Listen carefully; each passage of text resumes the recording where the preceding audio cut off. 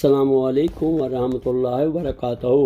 آپ کے اسلامی یوٹیوب چینل MAKNMJ کی طرف سے میں مشکوٰۃ المصابیح حدیث نمبر 1223 پیش کرتا ہوں۔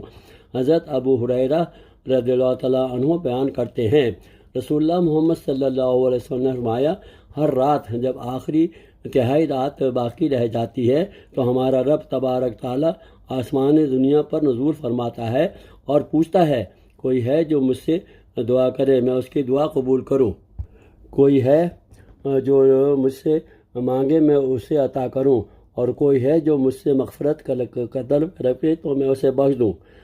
متفقہ علیہ اور مسلم کی روایت میں ہے، پھر وہ اپنے دونوں ہاتھ پھیلا کر فرماتا ہے، کوئی ہے جو عطا کرنے والے، سخی اور انصاف کرنے والے کو قرض عطا کرے، حتیٰ یہ کہ سلسلہ جاری رہتا ہے کہ فجر طلوع ہو جاتی ہے۔ شعبان کی بقیہ راتیں اور رمضان المبارک کے تمام راتوں کو اگر یہ عمل بشمول نماز، تہجد اور اشراق تک شروع کر دیں اور باقی ساری عمر پابندی کریں تو اللہ تعالیٰ ہمیں بعمل مسلمین یعنی مومنین اور مومنات کے درجات پر فائز کر دے گا انشاءاللہ۔ ثواب جاریہ کے لیے اس حدیث کو بہت زیادہ فارورڈ کر دیں۔ اللہ حافظ۔